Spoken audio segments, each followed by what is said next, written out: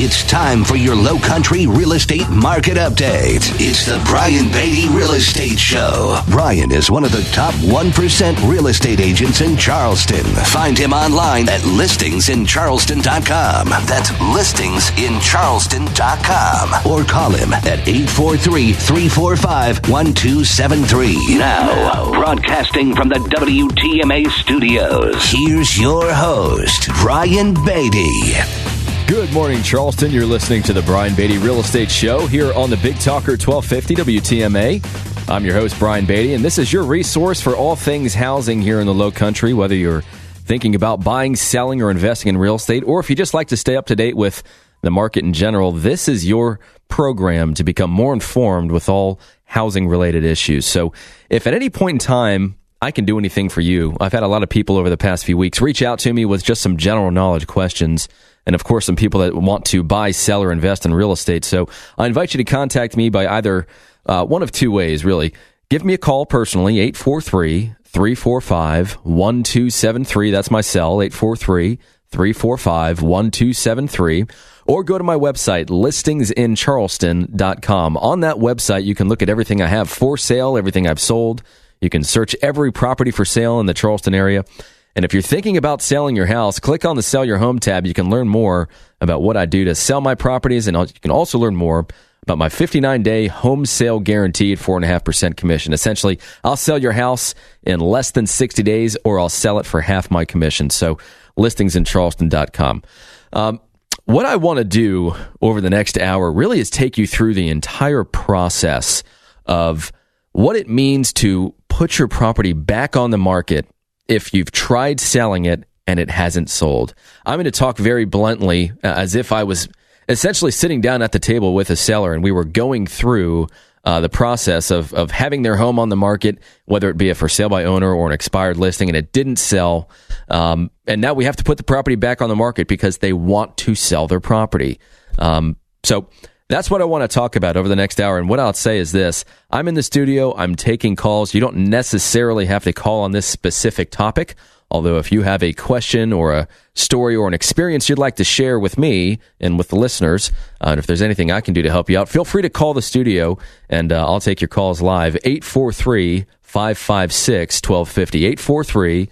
843-556-1250. So I'm getting a lot of calls right now from people that tried selling their home this year and didn't end up selling. And so their house is off the market right now, and they're wondering whether or not their home is actually going to sell. And that's always the main concern. Can my home actually sell for the price and terms I need in order to make sense out of selling? So that's number one. The other scenario that I've had happen a lot over the past, several years, this isn't anything new, but I'll get a call from somebody and they'll say, Brian, I listened to your show and I need some advice. I hired a friend or cousin or brother or, work, someone they know from whatever the case might be, somebody they know and have a personal relationship with. And they say, look, this isn't working and I need to sell my house, but, they're my friend. I can't just fire them. What do I do? So obviously the first thing that I do is I say, well, before we go any further with the details, is your home still currently listed with that agent? And if they say yes, then I have to say something like, look, I can answer some questions about who I am and what I do, but I want to be very clear that we can't talk about specifics of your home because, number one, I respect the relationship and the contract you have with your current agent. And number two, I don't want you or anybody else to think I'm soliciting your business. That's a big no-no in our industry. But unfortunately, it happens all the time. As an example, I'll give you a quick example here. I had a seller list their house with me, and after 30 days, we decided to reduce the price a fairly substantial amount in order to get some more traffic. So let's say that was Monday. We reduced the price a good amount to try and create some new traffic. On a Tuesday, he calls me and said, Brian, I've been in touch with several agents over the past 30 days who have been watching the listings and who I've been communicating with, and I think that we need to make a change. And I said, well, let's talk about that. Number one, any agent that presents a marketing plan to a seller and talks about price and talks about specifics while that seller is listed with a real estate agent is a huge no-no in our industry. It's a very clear violation of the code of ethics and it's a clear violation of our MLS board. So it's a very punishable offense. Yet we have agents do it all the time. It's a big deal, but for whatever reason, agents are doing it, and they're just not getting caught enough for our industry to be scared enough not to do it, if that makes sense. So I said, look, we just reduced the price. We need to allow some time for people that have been watching your property online, because there inevitably are people looking at your listing, waiting for it to have some sort of change so that they can then come and see it. So let's give it some time to let those people that have been watching your property actually make some plans to come and see it. Waiting 24 hours is not long enough. And so we went back and forth a few times, and ultimately I said, you know what, I'm not going to fight with you on this. So I gave him his listing back. He hired another agent, and what I've learned with people like that is that you can't fight with them if they're unreasonable people, because just with that property, he ended up cycling through several agents. I think he was on his fourth or fifth agent the last time I checked, and he was going, every 30, 60 days, he'd make some sort of change to the agent. And the problem with that is it's not making the house any more appealing to buyers. It's just change for the sake of change. It makes the seller feel good, because the seller thinks, well, if I make a change with the agent, maybe they'll do something differently.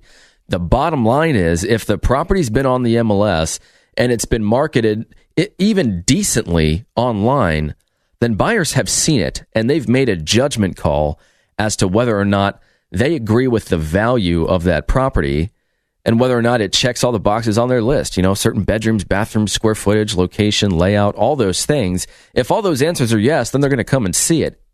Obviously, they won't if they don't. So getting back to what I want to talk about over the next hour are all the people that have had their property on the market and they've experienced things that lead them to believe either their property won't sell or it just won't sell with their current agent, and why.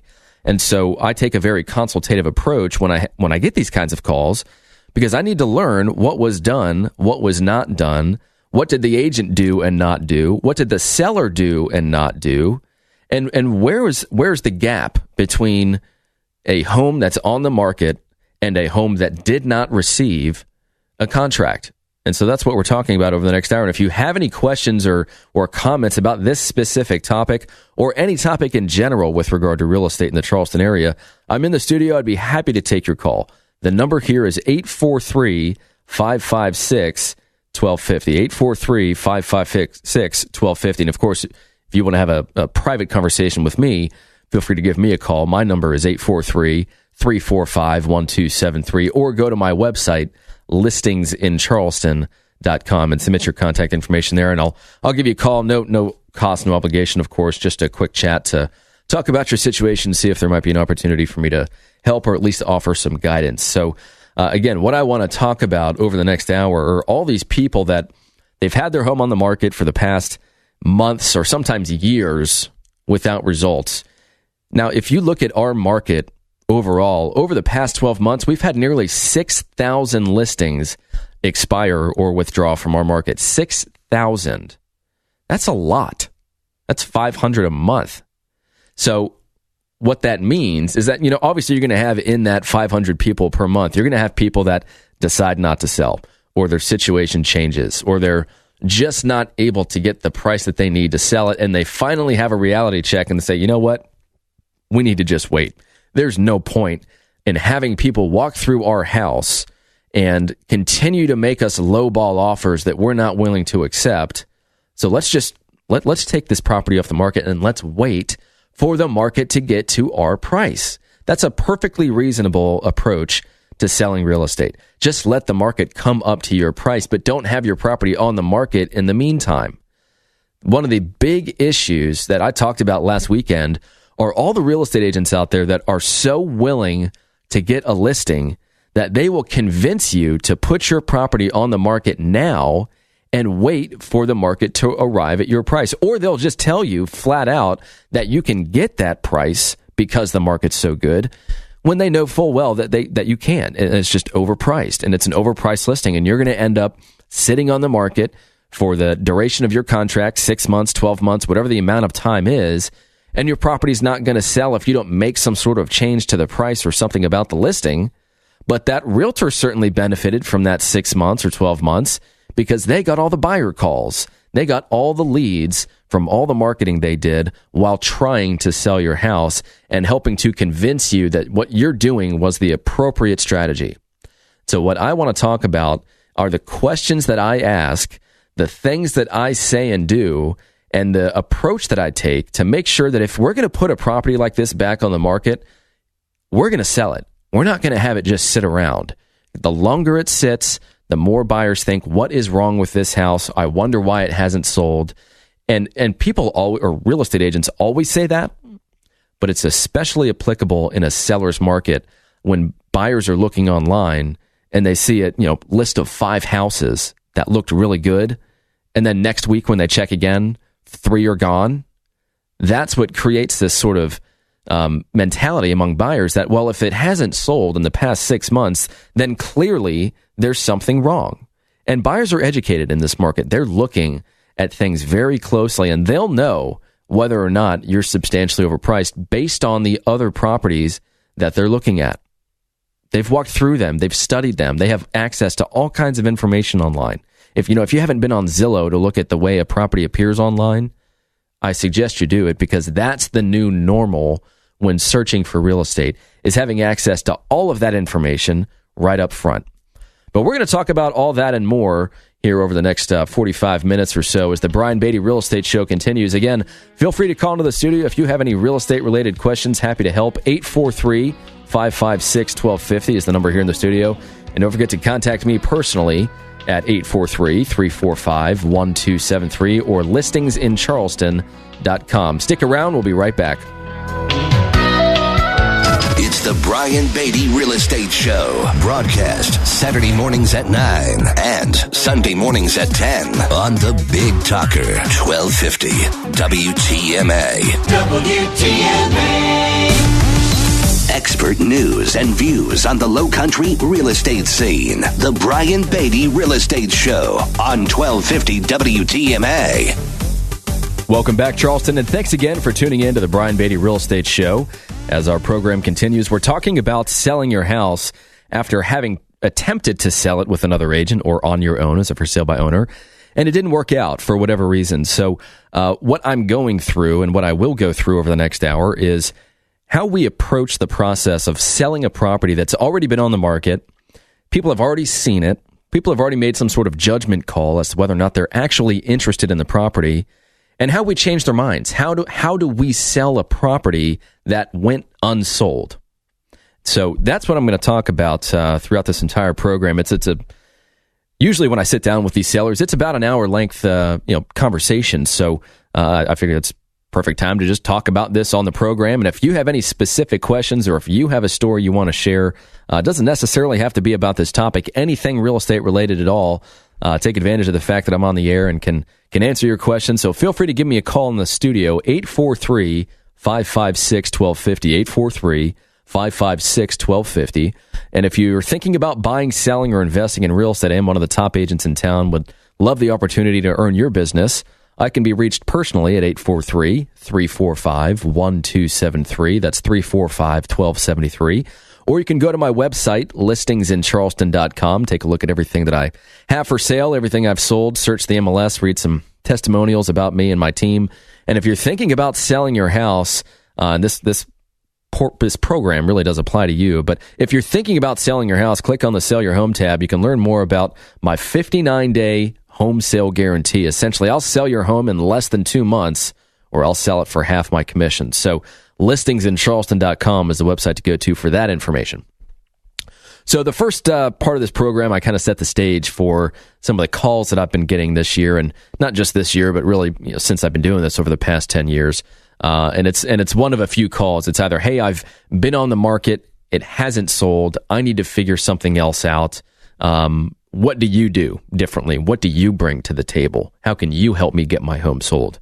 So that's call number one. Call number two is, hey, I'm on the market right now, and I'm thinking about making a change, and I want to know if I were to let go of my agent, what you're going to do differently from that agent, which is a very precarious position for a real estate agent to be in, because on one hand, of course, we want to earn the business, but on the other hand, we cannot have a conversation with a seller that's represented by another agent. It's a big no-no in our industry, but agents do it all the time. And then the third kind of call would be, hey, I've hired a friend or somebody I know and have a personal relationship with, and I want to fire them, but I don't know how because I don't want to ruin the friendship, which is also a very tough call to receive because nobody wants to be in that position and nobody really thinks that that's going to happen to them.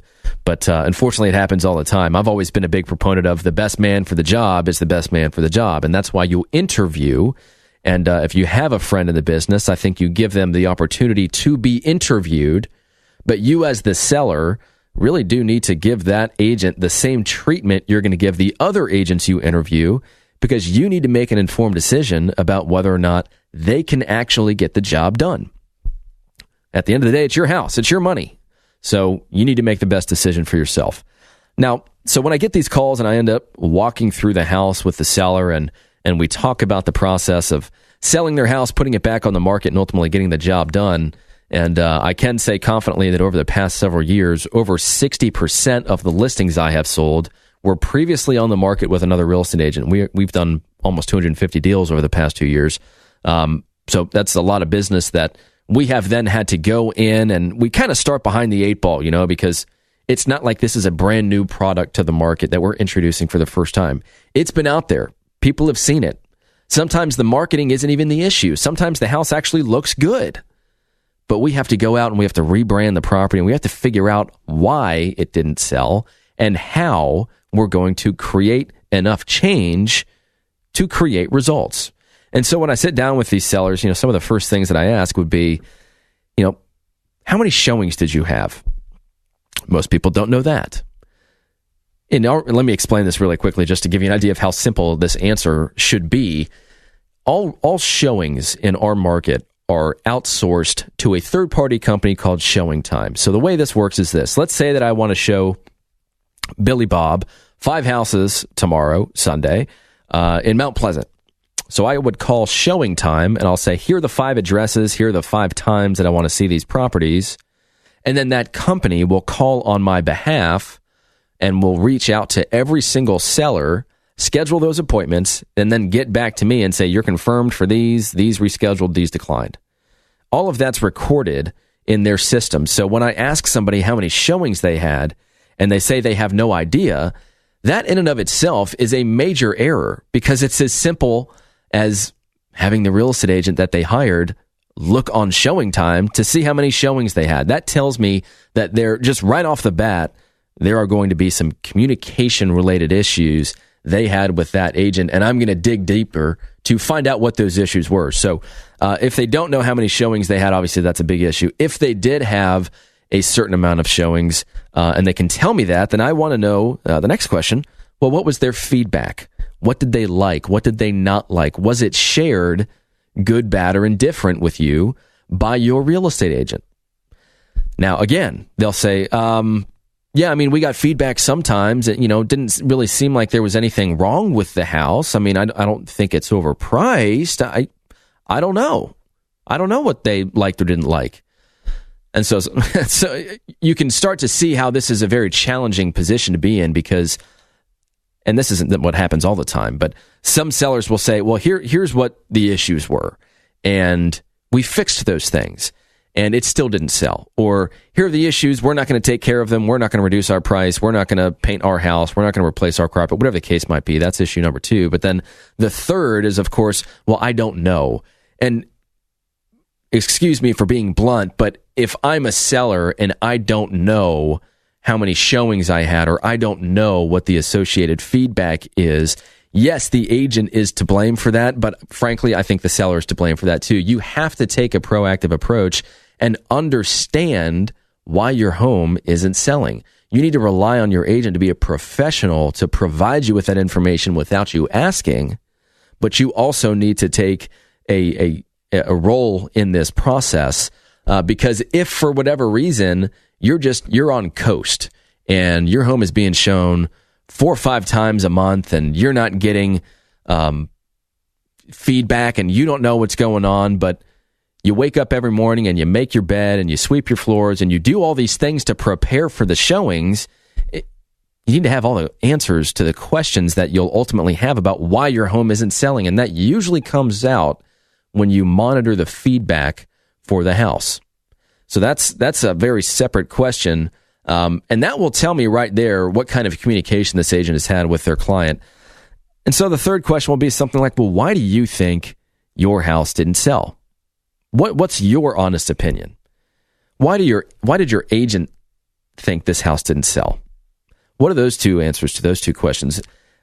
Sometimes sellers will be very upfront and honest with you. Say, look, I think that we were overpriced, but we didn't want to reduce the price with our agent because I didn't think they were doing a good job. All they did was put a sign in the yard and they put it on the MLS, and the pictures didn't look very good, and we didn't think it was appropriate to reduce the price and drop it so far down that it doesn't matter how it's marketed, it's going to sell because it's so well priced. We don't have an interest in selling below fair market value. It needs to be a total package. It needs to be the right price, the right marketing, the right advice from the agent, the right customer service and communication.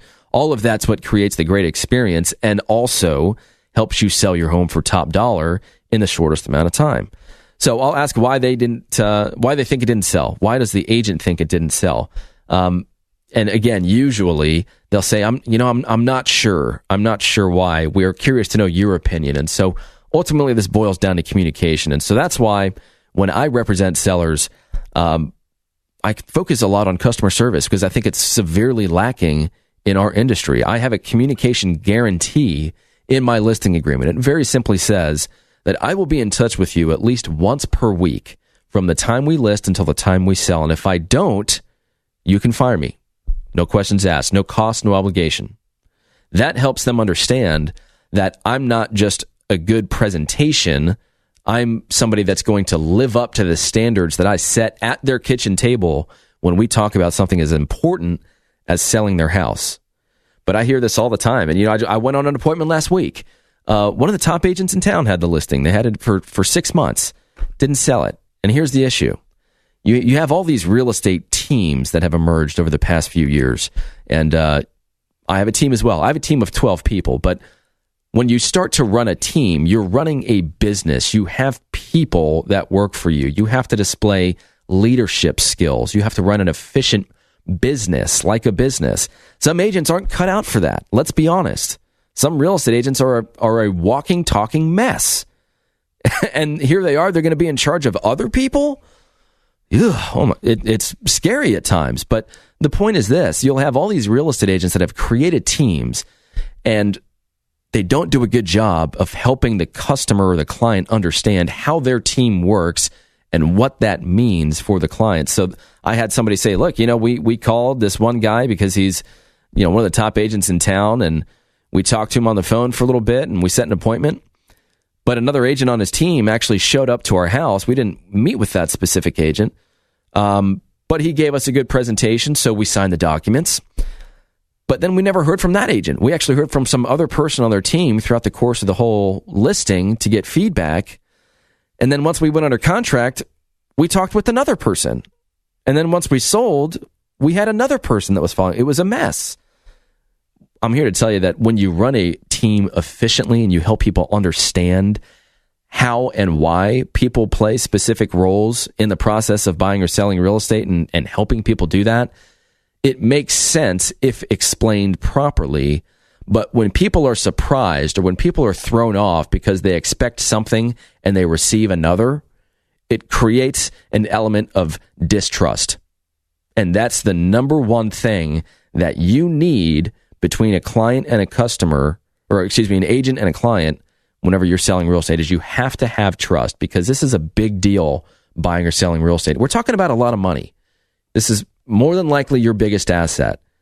You have to be able to be on the same page with your agent and have open and honest conversations about what you like or don't like about what they're doing, or about what needs to be done to ultimately get this job done and get the home sold. One of the best things that somebody can say to me is, Brian, just tell us what to do. What do we need to do to get our home sold in the next 30 days? And I'll tell them, and it'll work. And it's a great thing. but it's because they trust me. It's because they know that I'm not just, a good marketing presentation. They know that I say what I mean and I mean what I say, and I'm a results-oriented person. So what we're going to do is we're going to keep talking about the process of interviewing a seller to find out what they've done, what they haven't done, what their agent did or didn't do. We're going to fill in some of the gaps, and we're going to talk about some of the things that I do to help these properties actually sell. So if you're in this position right now, or if you know of anybody that's thinking about selling, feel free to reach out to me, listingsincharleston.com, or give me a call here in the studio, and I'll answer your questions live, 843-556-1250. Stick around. This is the Brian Beatty Real Estate Show. Visit Brian Beatty's website at listingsincharleston.com. The Brian Beatty Real Estate Show continues next on The Big Talker, 1250 WTMA. The Big Talker, WTMA. Now, here's more of the Brian Beatty Real Estate Show on The Big Talker, 1250 WTMA. Welcome back, Charleston. Thanks again for tuning in to the Brian Beatty Real Estate Show here on the Big Talker, 1250 WTMA. I'm your host, Brian Beatty. I always like to take a little bit of time every program and just say thank you very much to those of you that tune in and use this program as an opportunity to expand your knowledge in housing. My goal with this show is very simple. I want to share my experience as somebody that's represented almost 1,000 homeowners, so that if you're thinking about buying, selling, or investing in real estate, or if you just like to stay up to date with our market and increase your knowledge base, this is the opportunity for you to learn something about real estate. I don't believe in sugarcoating the information. I think you rely on me as your resource for real estate information and to tell you the truth about our market and about the people that operate within it, so that you're in a position of power and so that you understand ultimately how our market works, so that you can make informed decisions in real estate. So that's what this program is all about. And so what we've been talking about over the past 30 minutes or so is selling your house if it hasn't sold. And what I mean by that is maybe you're for sale by owner and you tried selling your house this year or last year and it didn't work out.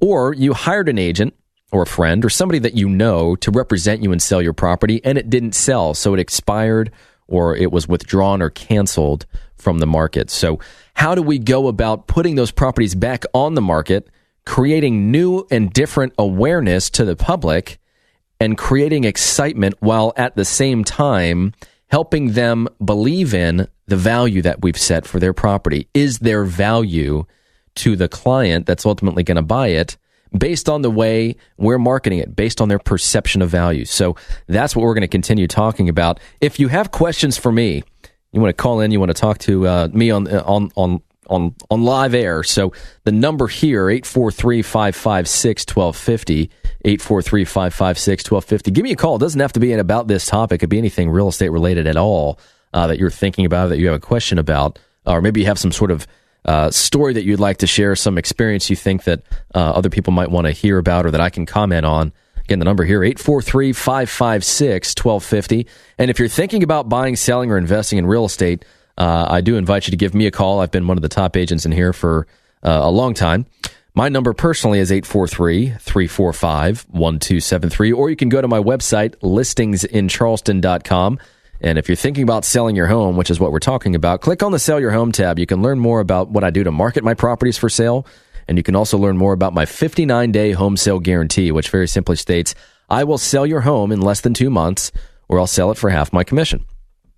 So let's continue this discussion about putting a property back on the market if it hasn't sold the first or second or third time around with a same or different agent.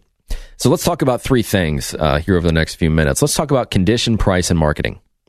Now, when your home has been on the market for several months, or in some cases a year or two or three, or like my most recent appointment in this type of situation, they were on the market, I'm not kidding, guys, 8 years with the same agent. Can you imagine being on the market for 8 years with the same person and giving them opportunity after opportunity after opportunity? My God, that's a long time. I've got a 14-month-old daughter, and I think about her being 8 years old and still working with the same agent to sell my house. That blows my mind. But anyways, let's talk about condition. When your home has been on the market for that amount of time, you start to run out of some steam. You start to say to yourself, well, look, if we're having this many showings and it still hasn't sold, maybe what I'm doing isn't working as well as I thought it was. So you know what? I'm not going to make my bed this morning. Screw it. I'm not going to do it. Or they'll say, you know what? The floor looks fine. I don't need to sweep or vacuum today. Just whatever happens, happens. The sellers start to fall in this pattern of, you know what? It's not going to sell. They truly believe that whatever they do doesn't matter. It's out of their hands. It's in the real estate agent's hands. Or if a buyer likes it enough, then they'll just make an offer. That's a dangerous path to go down because it helps you to push off things that really need to be done. You start to defer some maintenance. You start to have your house look worse and worse and worse. And you never know which buyer walking through your house is going to be the one that writes the offer. So I really do think you need to take the extra time, as annoying as it is. Believe me, I just sold my house this year. I know what it's like. And I practiced what I preached. And we had like 30-something showings in, I think, 2.5 weeks. I couldn't even live in my house. I was like, all right, well, I guess I'm going to go to the office this weekend. I had nowhere to go because people are always walking through my house. So I get it. But when your property is on the market, you do need to make sure that the condition of your property is consistent with what that buyer is going to expect. And so this is really what I help people understand, is that you have to differentiate between an upgrade and an expectation. When you walk into a house for sale, do you think that painted walls with no scuffs or damage on it is an upgrade, or is that an expectation?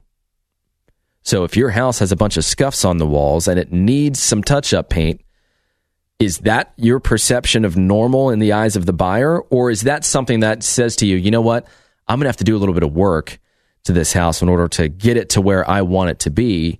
And because of that associated work, I'm going to offer less because of the time and energy and money it's going to take me to put the property in what I perceive to be normal condition. Does that make sense? I hope it does. So when you start pushing off things like that, you have to understand that in the eyes of the buyer, they might be new to this process. They might not have been through this process for the past 6 months. They're excited about it. They have some high hopes and expectations for the properties they walk through. And if they've scheduled a showing for your house, then you've already won half the battle. They saw your house online or they saw it somewhere and they said, you know what, I like this house enough to walk through it. I might want to buy it.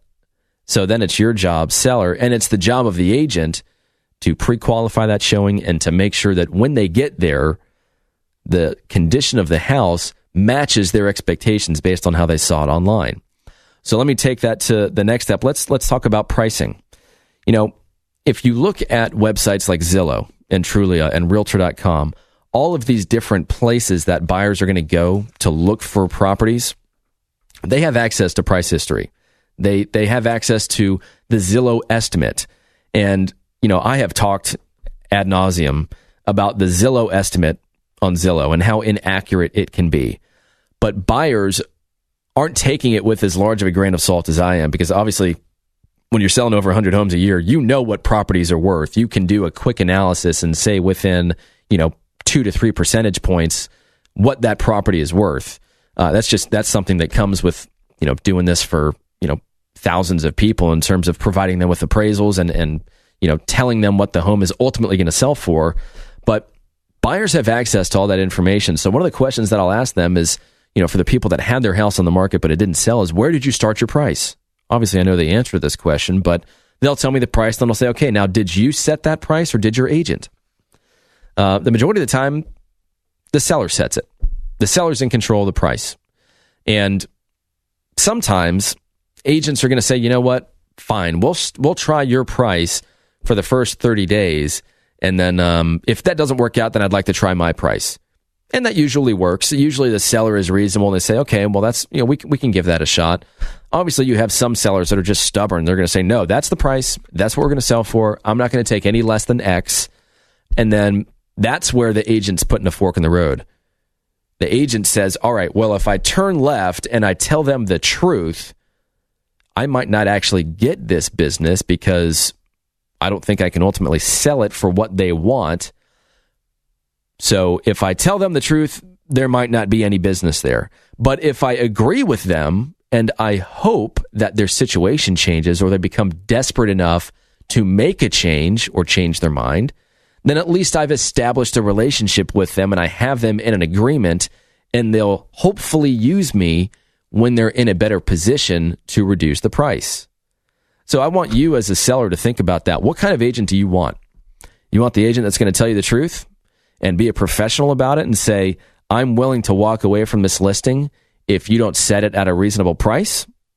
Or do you want the agent that's going to say, oh, sure, yeah, we can try that price. Let's try it for 60 days and let's just see what happens. And it doesn't happen. And 60 days goes down the road and they say, all right, well, let's drop the price. And the seller says, no, I don't think I want to do that quite yet. And the agent says, okay, well, we don't have to drop the price then. Never mind. All right, have a good day. Goodbye.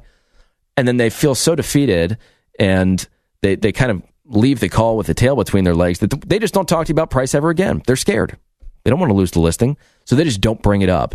They would rather have the listing for the sake of having a listing and the marketing and the buyer leads that come as a result of it than to be not difficult, but professional and say, here's what you need to know if you really want to sell your house. If you want to sell your house, I think we need to be priced at this amount based on what's sold and based on what other people are asking. Are you willing to do that? Yes or no? If the answer is no, then I just need you to understand that this is the anticipated result of that decision to not change the price. And so when we sit down with these sellers, price is a very important conversation because it's ultimately, unfortunately, but this is just the reality of the situation, most sellers base their decision on their agent by the price that agent tells them, regardless of whether or not they provide any sort of analysis or substantial proof to say that that's the right price for the house. So I want to talk about that more when I come back here on the Brian Beatty Real Estate Show, talking about selling your house.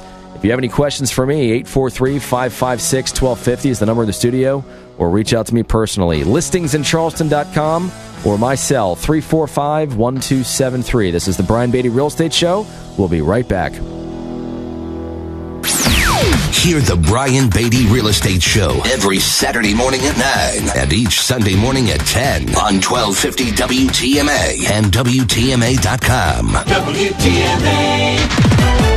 You're listening to the Brian Beatty Real Estate Show on the Big Talker, 1250 WTMA and WTMA.com. Welcome back to the Brian Beatty Real Estate Show. Thanks again for tuning in as we continue our discussion about selling your house. For those of you that have been on the market as a for sale by owner, or you tried selling it with another agent, it just didn't get done. This is what we're talking about. We're going to finish up this discussion. If you have any questions, feel free to call the studio. I'm live, happy to answer your call. Number here is 843-556-1250, 843-556-1250. So let me finish off this discussion with a few more things. And let me just say this with regard to price. I mentioned before we took a break that most sellers choose their real estate agent by the price that agent is willing to give them at the point in time that they present their listing and their marketing plan. I want you to be very, very careful if you're a seller about falling into this trap that real estate agents are going to put you in. They're going to tell you the price you want to hear in order to excite you to list with them. So here's what I'm just going to keep this very simple. Here's what I want you to do if you're going to sell your house and you're interviewing agents like you're supposed to. I want you to have that agent provide you with an analysis. Look, it is easy. It takes me literally 2 minutes to print off everything on the market, under contract, and sold in a neighborhood. That's not providing you with value. That's just providing you with information. So if you're going to sell your house and an agent's going to shoot from the hip with regard to price and say, well, yeah, I think you could probably get X for this house, be wary of that. You need to understand why they're setting that price and understand what sort of adjustments they've made for condition and location and upgrades compared to the other properties that are on the market that you'll be competing with, and then the properties that have recently sold. You know, at the end of the day, that first 60 days is incredibly important. If you're overpriced during that first 60 days, then you're going to have some trouble the third month on in trying to sell your house. Because the people that are ready, willing, and able to buy a house, they're going to look at the property when it first lists, and they're going to make an immediate decision. Do I want to go see that and potentially make an offer, or do I not want to? So if in the first 60 days, that's your best opportunity to sell because you've got all those people that are ready, willing, and able to buy a house, they just haven't found what they're looking for yet.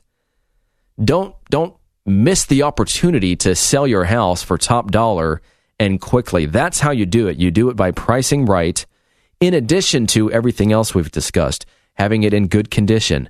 And then finally, the marketing that you do, which I'm going to spend the last few minutes explaining here. But I could go on for hours about marketing. You know, look, in 2006, I was Entrepreneur of the Year in Charleston for creating a real estate-based online marketing company. So when we talk about how to engage people online and how to turn online shoppers into real tangible business, it's something that I do extremely well. If people don't hire me for my experience as someone that sells over 100 homes a year, they hire me because I know what I'm doing with regard to marketing. I know how to create activity and exposure. And so that's what I want to talk about. And what I see with all these properties that are expiring from the market, or, you know, you have a for sale by owner that was trying to sell their house. Number one, they just don't have access to some of the tools that I do, or they don't have the budget to pay for the exposure that I can ultimately provide. You know, as an example, if a for sale by owner wanted to do the exact same thing that I did to create business, they'd spend about $8,000 a month. And that's just the reality of the situation. Most agents out there, or most for sale by owners, they're not going to spend $8,000 a month on marketing. They just don't have that kind of budget. But I say that not to boast, but I say that to help you understand that there is a major difference between putting it in the MLS and taking your own photos and waiting for other agents to show it, which is a very reactive approach to marketing, versus the proactive approach to marketing, featuring your listings in Zillow and Trulia and Realtor.com and Homes.com and hundreds of websites, and paying for professional photography. I mean, if you think about it this way, look at all the properties out there that are fairly high priced. Let's say, $500,000 and above. I would love for somebody to do this test and then get back to me by contacting me on my website to let me know what you found out. But go on Zillow. I mean, I'm not going to do this. I'm just going to guess. But go on Zillow and look at all the properties for sale in Charleston between $500,000 and $1 million. And I'd be willing to venture a guess that less than 25% have professional photos. Maybe 30, maybe 35%, but I don't think we're talking about half. But that's a big deal. And it's not just in the $500,000 and up price range. I use professional photography on all my properties because that's what buyers expect. That's what excites people. And that's ultimately one of the ways that they judge your house. Think about going online and searching for anything. If they look at properties between $200,000 and $300,000, they're going to have dozens of options. So what you have to understand as a seller is that from a buyer's perspective, when they're online and they see all these properties, their process to identify the ones they really like is to eliminate the ones that they don't. It's a process of elimination, not a process of selection, if that makes sense. Their goal is to wipe out as much of that list as possible.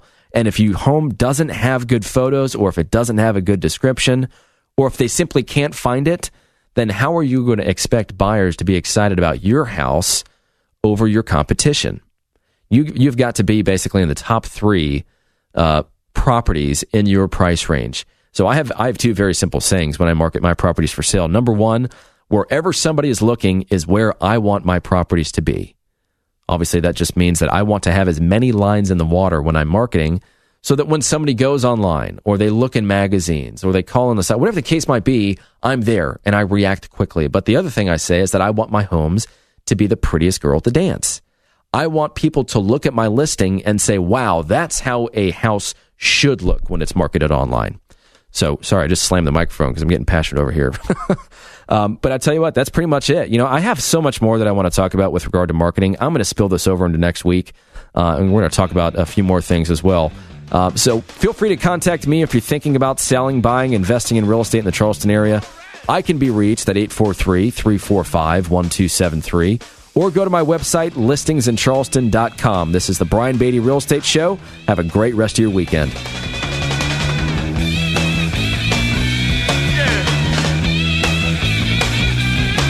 Join us for another edition of the Brian Beatty Real Estate Show next Saturday morning at 9 and Sunday morning at 10. Contact Brian Beatty online at listingsincharleston.com. That's listingsincharleston.com. Or call him at 843-345-1273. 843-345-1273.